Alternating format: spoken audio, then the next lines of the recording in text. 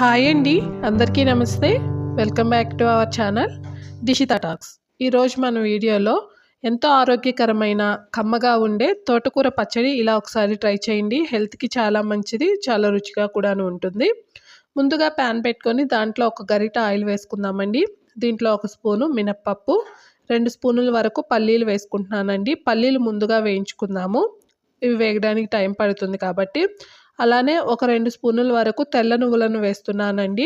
తెల్ల నువ్వులు చిటపటమనేంత వరకు ఇలా కలుపుతూ వేయించుకుందాము. నువ్వులు చాలా త్వరగానే వేగిపోతాయి, జస్ట్ 1 నిమిషంలో. ఇప్పుడు కొన్ని మెంతులు వేస్తున్నానండి. మెంతులు వేయడం వల్ల పచ్చడి రుచి చాలా బాగుంటుంది. ఇవన్నీ లో ఫ్లేమ్లో కలుపుతూ ఇలా మనము వేయించుకుంటూ ఉందాము.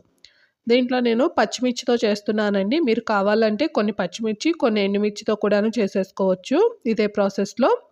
కాస్త ఘాటుగా ఉన్న పచ్చిమిర్చినే తీసుకుంటున్నాను. నేను ఇక్కడ తోటకూర అనేది ఒక కట్ట మాత్రమే తీసుకున్నాను, అందుకని ఒక 6 పచ్చిమిర్చిని అయితే మధ్యకు తుంపి వేస్తున్నానండి. ఇలా పచ్చిమిర్చిని మనం మధ్యలోకి కట్ చేసుకోవడం వల్ల ఆయిల్లో వేయగానే ఈ పచ్చిమిర్చి అనేవి పేలుతూ ఉంటాయి కదా, అలా కాకుండా మనకి చక్కగా వేగుతాయి. ఇలా కలుపుతూ పచ్చిమిర్చి కాస్త మెత్తగా అయ్యేంత వరకు వేయించుకుందాము. ఇప్పుడు దీంట్లో కాస్త కరివేపాకు కూడా వేస్తున్నానండి, మంచి ఫ్లేవర్ అనేది వస్తుంది. కరివేపాకు కూడా వేగిన తర్వాత నేను చెప్పిన ఒక కట్ట తోటకూరని నీట్గా ఒక 4-5 సార్లు వాటర్లో క్లీన్ చేసుకొని దీన్ని వీడియోలో చూపిస్తున్న విధంగా కట్ చేసుకొని పెట్టుకున్నాను అండి. ఇప్పుడు ఈ తోటకూర మొత్తాన్ని కూడాను నేను వీటిలో వేసేసుకొని ఇలా కలుపుతూ ఫ్రై చేసేసుకుంటున్నాను. స్టవ్ని లో ఫ్లేమ్లో పెట్టేసుకోండి. మీరు ఇలా అన్నీ ఒకేసారి వేసుకోకుండా మనం ముందుగా వేయించుకున్న పల్లీలు, నువ్వులు, అలానే పచ్చిమిర్చిని ముందుగా ఫ్రై చేసుకొని వాటిని ఒక ప్లేట్లో తీసుకొని తర్వాత మరి కొంచెం ఆయిల్ వేసుకొని తోటకూరని సపరేట్గా కూడాను వేయించుకోవచ్చండి. నేను అలా కాకుండా మొత్తం ఒకేసారి కలుపుకుంటూ వేయించేసుకున్నాను. చూడండి, తోటకూర అయితే చక్కగా ఒక 2-3 నిమిషాల్లోనే ఇలా మగ్గిపోతుంది. మరీ ఎక్కువగా డ్రై అయ్యేంత వరకు ఫ్రై చేయకండి, ఎందుకంటే పచ్చడికి అలా ఉంటే బాగోదు. ఇలా కాస్త మెత్తగా అయిపోతే సరిపోతుంది. ఇప్పుడు దీంట్లో నేను 1 స్పూన్ వరకు జీలకర్ర కూడాను వేసేసుకుంటున్నాను.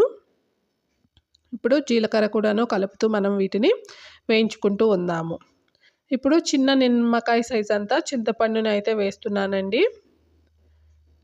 వేసుకొని ఇలా కలుపుకుంటూ ఉందాము. వేడికి చింతపండు కాస్త మెత్తగా అయిపోయి మనం మిక్సీలో వేసుకున్నా లేదా రోట్లో దంచుకున్నా సరే చక్కగా మెత్తగా నలిగిపోతుంది. ఇది మొత్తం వేగిన తర్వాత పూర్తిగా చల్లారేంత వరకు పక్కన పెట్టుకొని ఒక మిక్సీ జార్ తీసుకొని చల్లారిన ఈ తోటకూర, పచ్చిమిర్చి అన్నీ కూడాను ఒకేసారి మిక్సీ జార్లో అయితే వేసేసుకుంటున్నాను.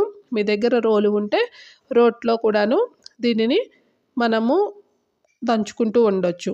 చూడండి, మిక్సీ జార్లో వేసుకున్న తర్వాత 4-5 వెల్లుల్లి రెబ్బలు వేసేసుకొని రుచికి తగినంత ఉప్పు కూడాను వేసేస్తున్నానండి. ఉప్పు కొంచెం ఎక్కువగానే పడుతుంది, చూసుకొని అడ్జస్ట్ చేసుకొని వేసుకోండి.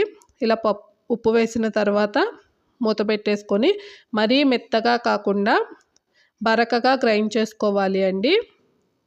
ఏమైనా వాటర్ అవసరం ఉంటే కొంచెం కొంచెంగా వాటర్ కలుపుకుంటూ మనము వీడియోలో చూపించిన విధంగా ఇలా గ్రైండ్ చేసి పక్కన పెట్టేసుకుందాము. ఇప్పుడు పోపు పెట్టుకుందాము. ఒక గరిట ఆయిల్ వేసేసుకొని ఒక 1/2 టేబుల్ స్పూను ఆవాలు, 1/4 టేబుల్ స్పూను పచ్చెనగపప్పు, ఒక 1/4 టేబుల్ స్పూను జీలకర్ర, ఇంగువ వేస్తున్నానండి. ఇంగువ వేస్తే ఫ్లేవరు, రుచి చాలా బాగుంటుంది ఈ పచ్చడిలో. కాస్త కరివేపాకు కూడాను వేసేస్తున్నాను.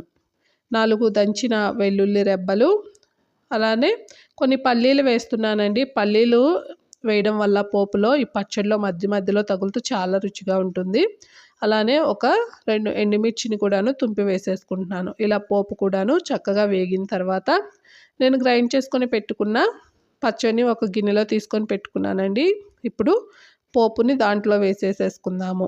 ఇలా వేసిన పోపుని పచ్చడికి కలుపుతూ చక్కగా వేడి వేడి అన్నంలోనైనా, దోశలు, ఇడ్లీ, చపాతీ, పూరీల్లోకి చాలా రుచిగా ఉంటుందండి. ఇలా చేసిన పచ్చడి చాలా ఆరోగ్యం కూడాను, ఎముకలకి చాలా మంచిది, జీర్ణక్రియకి చాలా మంచిది. డయాబెటీస్ ఉన్న వాళ్ళు రెగ్యులర్గా తినవచ్చు కూడాను. మీకు నచ్చితే ట్రై చేసి ఎలా వచ్చిందో కామెంట్ చేయండి. వీడియో నచ్చితే ఒక లైక్ ఇచ్చి ఛానల్ని సబ్స్క్రైబ్ చేయండి. Thank you.